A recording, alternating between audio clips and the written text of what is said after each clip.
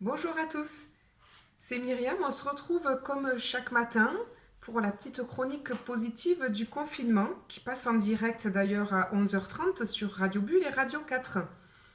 Alors le thème d'aujourd'hui, c'est le thème du changement et je vais vous lire le petit mot de Bernard Monteau pour aujourd'hui.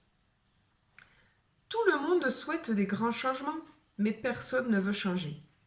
Or, les grands changements ne sont possibles que s'ils proviennent de nos petits changements personnels. C'est à nous de fonder d'abord une vie nouvelle, une vie après la pandémie. C'est à chacun de nous inventer une autre façon d'exister, de consommer, de voyager, de manger, pour pouvoir un jour voter une autre politique, une autre économie, une autre écologie. C'est ainsi, il n'y aura pas de grands changements sans que nos petits changements personnels les rendent possibles. Voilà une double vision des choses. Et nous en parlions hier avec un ami, ces petits changements ne sont pas spectaculaires, ce sont des toutes petites choses dans notre quotidien. Et finalement, ce contexte du confinement, paradoxalement, nous favorise, il nous incite, il est facilitateur puisque nous n'avons plus d'autre choix.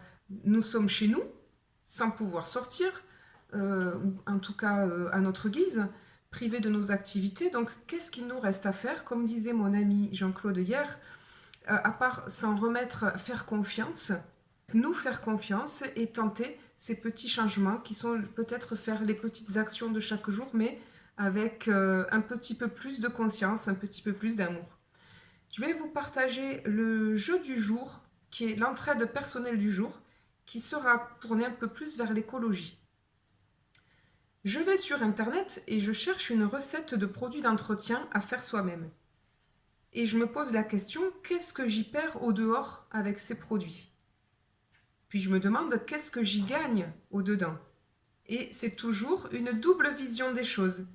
Comment être plus juste à l'avenir? Voilà, alors pour ce petit exercice, la nouveauté, ça serait vraiment de chercher dehors qu'est-ce que j'y perds, peut-être en temps de fabrication, en efficacité, voilà des choses extérieures, et qu'est-ce que j'y gagne au dedans.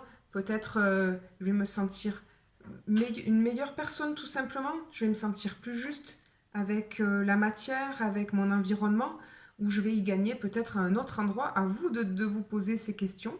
Et alors à ce moment-là, vous serez passé de dehors à dedans. Voilà, c'était l'aventure du jour. Et pour ceux qui aimeraient expérimenter d'autres rendez-vous, eh bien, je vous donne moi-même rendez-vous sur ma page Facebook, Le Confinement Positif, une quête de l'essentiel. Et vous pouvez aussi me contacter à agen@solidaritéconfinement.org.